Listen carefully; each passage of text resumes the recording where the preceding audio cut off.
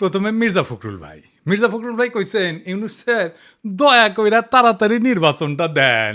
আর সরকারকে ইউনূস সাহেবকে বলতেছি, আপনিও দয়া করে এটা তাড়াতাড়ি করেন। তাড়াতাড়ি করলে কি হবে, যে জনগণ ভোট দিয়ে তার নিজস্ব সরকার তৈরি করতে পারে। দেখেছেন সুর নরম হয়েছে, কি হুঙ্কার দিচ্ছিল বিএনপির লোকজন। 3 দিন আগে গেছিল নির্বাচনের দাবিতে মাঠে নামিচ্ছে বিএনপি, আন্দোলনের হুমকি দিছিল বিএনপি। করেন আন্দোলন, ঈদ তো গেছে, করেন আন্দোলন, নাকি সামনের ঈদের পরে করবেন।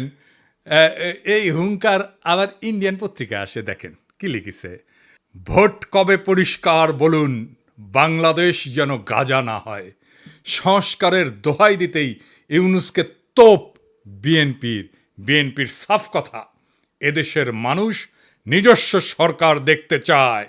দেখি যাও ইন্ডিয়ান পত্রিকায় কি হেডিং দিছে।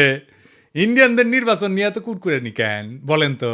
আমরা যদি আমাদের আক্কেল কাজে লাগাই, ইন্ডিয়া জিন্দেগিতে এমন কিছু বলবে না বা এমন কিছুতে সাপোর্ট করবে না যাতে বাংলাদেশের মানুষের ভালো হবে।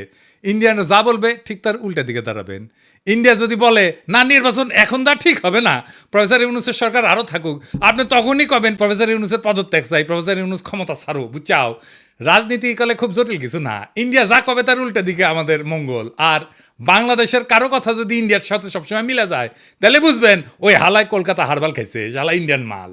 মির্জা ভাই ইঙ্কা করে কলে তো হবি না, আপনাকে না গান গাওয়া লাগবি, গান গায়ে কওয়া লাগবি। একটা গান বানিয়েছি শুনবেন, হ্যাঁ বাড়িতে না প্র্যাকটিস করে মাইকের সামনে গাবেন। আমরা কব ফাইন হয়েছে মির্জা ভাই, শুনবেন, শুনেন। নির্বাচন, আহা নির্বাচন, নির্বাচন চাই নির্বাচন, তা না হলে ইউনূস যাবে নির্বাসন। এইবার আসেন দেখি বিএনপি কেমনে ইন্ডিয়ান বয়ান ফেরি করে, সেটাই না দেখি। বিএনপির রিকমেন্ডেশনে হওয়া পররাষ্ট্র উপদেষ্টা তহিদ সাহেব আর বিএনপি নেতার ছোট ভাই জসিম ইয়া ডিসুম ডিসা আসা না হয়েছে এডিটার সাহেব, এটা দেখান না এই জসিমের ম্যান পিট মেলা দিন দেখি না, এটা দেখান না।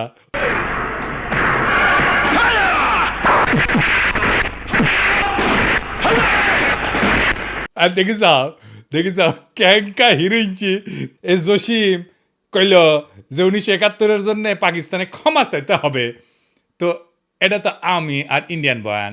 তো এই পানি পড়া সে কই থেকে আসিছে? ইন্ডিয়া থেকে আসিছে, তাই না? সে একই পানি পড়া মির্জা ফখরুল সাহেব পাইছেন, দেখেন উনি কি বলেন। পাকিস্তান সেনাবাহিনী সে যে হত্যাযজ্ঞ করেছিল তার জন্য আজ পর্যন্ত কিন্তু ক্ষমা চায় নাই। উনি মনে করেন পাকিস্তান ক্ষমা চায় নাই, অথচ আমরা জানি তিনবার রাষ্ট্রীয়ভাবে পাকিস্তান ক্ষমা চেয়েছে। একবার মন্ত্রী পর্যায়ে, একবার প্রধানমন্ত্রী পর্যায়ে, আরেকবার রাষ্ট্রপতি পর্যায়ে। তো উনি তো বাংলাদেশ সরকারের মন্ত্রী ছিলেন, সে সময় ওনার মনে হয় নাই যে ওনার পাকিস্তান তো ক্ষমা চায় নাই। এখন কেন বলেন? কারণ ইন্ডিয়া বুঝেছে আমরা তোমার ক্ষমতা টেনে দিচ্ছি, এমনি তো হবে না, খরচাপাতি আছে। আওয়ামী লীগ যে সার্ভিস দিত সেটা দাও। কি সার্ভিস? জাহাপনা। মির্জা ফখরুল কইছে পাকিস্তানকে বাম্বু দিবা, ইন্ডিয়া কইছে, তো উনি বাম্বু দিলেন। আচ্ছা এবার বলেন তো, এই দল পাকিস্তানের সাথে স্বাভাবিক সম্পর্ক করতে পারবে? ইন্ডিয়া যে ফ্যাসিবাদ চালাইলো, কোনোদিন কইছে বিএনপি ইন্ডিয়া ক্ষমা চাইতে? নাকি বলবে জিয়ারে তো খুন করেছে তাই না? এটা কোনোদিন বলিছে? বলে নাই।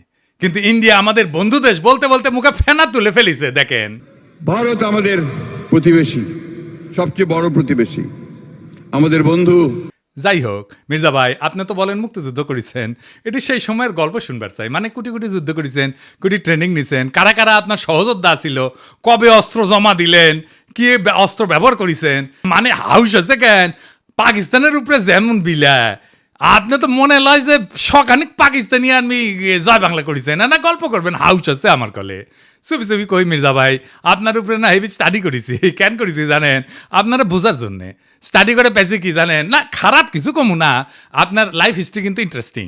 আপনি ঢাকা কলেজের ইকোনমিক্সের টিচার হিসেবে ক্যারিয়ার শুরু করেন, শিক্ষকতার ক্যারিয়ার। পরে ঠাকুরগাঁও কলেজে ইকোনমিক্সের অধ্যাপক ছিলেন, খুবই জনপ্রিয় টিচার ছিলেন, ছাত্ররা আপনার ক্লাস করার জন্য উন্মুখ হয়ে থাকতো, মার্শাল্লাহ। আবার অদ্ভুতভাবে আপনি বাংলাদেশ সরকারের পরিদর্শন এবং আয় ব্যয় পরীক্ষণ অধিদপ্তরের একজন অডিটর হিসেবে কাজ করেছেন।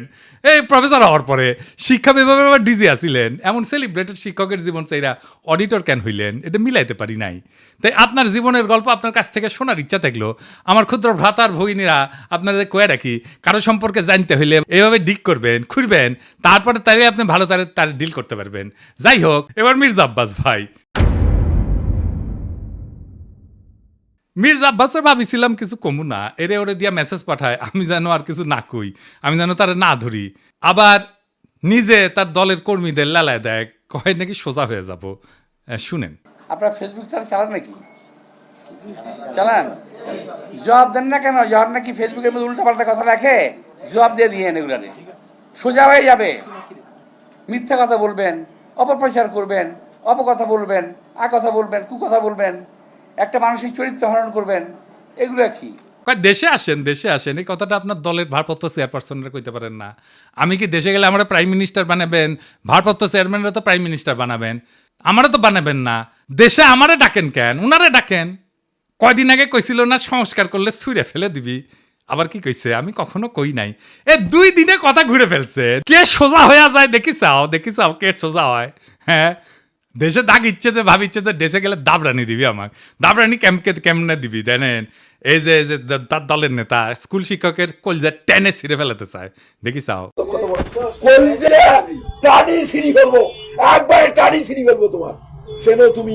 কুড়িগ্রামে কি কয়, ক্ষমতা না আসতে আসতেই এই শুরু করেছেন। ক্ষমতা গেলে কি করবেন এটা পাবলিক জানে। আপনাদের তো উন্নতি হইতেছে না, ক্রমাগত অবনতি হইতেছে। দুঃশাসন শুরু করলে আবার লড়াই শুরু করব। দেশের মানুষকে তো আর অরক্ষিত রাখা যায় না। মির্জা আব্বাস ভাই, আমি সোজাই আছি, কিন্তু আপনারা একেবারে ফ্ল্যাট করে দিব, একেবারে হুতায় দিব, উঠবার পারবেন না। এই বুড়া বয়সে আপনি কল্পনা করতে পারতেছেন না আপনারা আমি কোন দিক দিয়ে ধরবো। মিশা কথা আমি কইছি, কোন কথাটা মিশা কইছি কইবেন? হ্যাঁ, কোন সেক্টরে মুক্তিযুদ্ধ করেছেন, কার সাথে যুদ্ধ করেছেন? আমি নানাভাবে ক্রস চেক করিয়া কইছি আপনি বালের মুক্তিযুদ্ধ করেছেন, মুক্তিযুদ্ধের নামে মিথ্যাচার করেছেন। দিন বদলাইছে মির্জা আব্বাস ভাই, শেরের উপরে শোয়াশের আছে। শোনেন মির্জা আব্বাস ভাই, মানুষের 3টা জিনিস ডরায়, এই ডর দেখায় মানুষের শাসন করছেন এতদিন। জানের ভয়, সম্মান হারানোর ভয়, আর সম্পদ হারানোর ভয়। আমার জানের ভয় নাই, সম্মান হারানোর ভয় না, আমার সম্মানই নাই। আপনি কি নিবেন? আর সম্পদ এই যে এটা কেড়ে নিতে পারবে না কেউ। আপনার লেসপেন্সারদের পিছে লেগে দিতে পারেন, বালটাও ছিটতে পারবেন না। বাংলাদেশের পলিটিশিয়ানরা দুধে দেওয়া তুলসী পাতা না, সব বিগ শটের আমল নামা বাইর করবো টাই না। এইভাবে এই দুর্নীতি আর দুর্বৃত্তায়নের খাজে খাজে বাংলাদেশের রাজনীতি আজকাল এক অলিক নাট্যশালায় পরিণত হয়েছে, যেখানে দাবি দেওয়া আর আচরণ 2টা ভিন্ন গ্রহে বাস করে। এখানে কেউ মুক্তিযোদ্ধা হয়েও যুদ্ধের ইতিহাস বিকৃত করে, আবার জনগণের শাসনের বুলি আওড়ায় চতুরতায় জনগণের সম্পদকে ব্যক্তিগত সম্পত্তিতে রূপ দেয়। আজ যারা ক্ষমতার বাইরে তারা জবাবদিহিতার গান গায়, কাল যখন তারা ক্ষমতায় তখন জবাবদিহিতার ঊর্ধ্বে ওঠায় হয় তাদের অভিষ্ট। রাজনীতি আজ জনগণের না, নিজের ভাগ্য বদলানোর জাদুর কাঠি। আজ যে দল ইন্ডিয়া বিরোধী স্লোগানে জ্বলে ওঠে, তার বয়ানি আবার ভারতীয় লাইন টু লাইন কপি হয়ে ফিরে আসে ঢাকার রাজপথে। যারা বলেন আমরা নির্বাচিত সরকার চাই, তারাই আবার নির্বাচন আগে নয় পরে টাইপের গানের লিরিক গায়। কেন? হ্যাঁ, কারণ এবার মিউজিক ইন্ডিয়া বানাইছে। আর আপনি যদি জনগণের পক্ষ নিয়ে কথা বলেন, আপনাকে বলা হবে তুই কিসের দেশপ্রেমিক। অথচ প্রশ্ন করার সময় এখনই। জানতে চাই, আপনি যদি জবাব দিতে চান, নিজে কবে জনগণের সামনে দাঁড়ায় জবাব দিছেন? একবার বলেন, একবার দিচ্ছেন জবাব?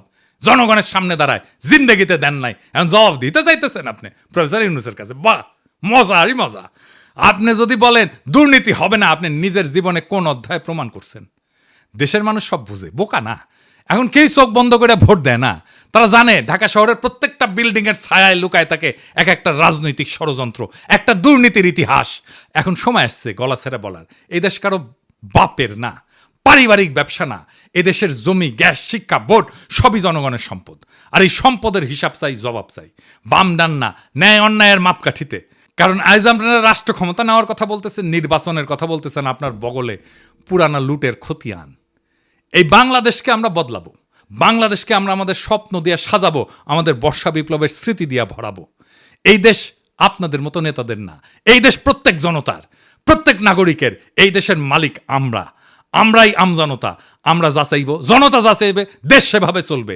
রাজনৈতিক দলের ইচ্ছার কাছে আমাদের ভাগ্যকে আমরা আর বন্ধক দেব না। ইনকিলাব জিন্দাবাদ।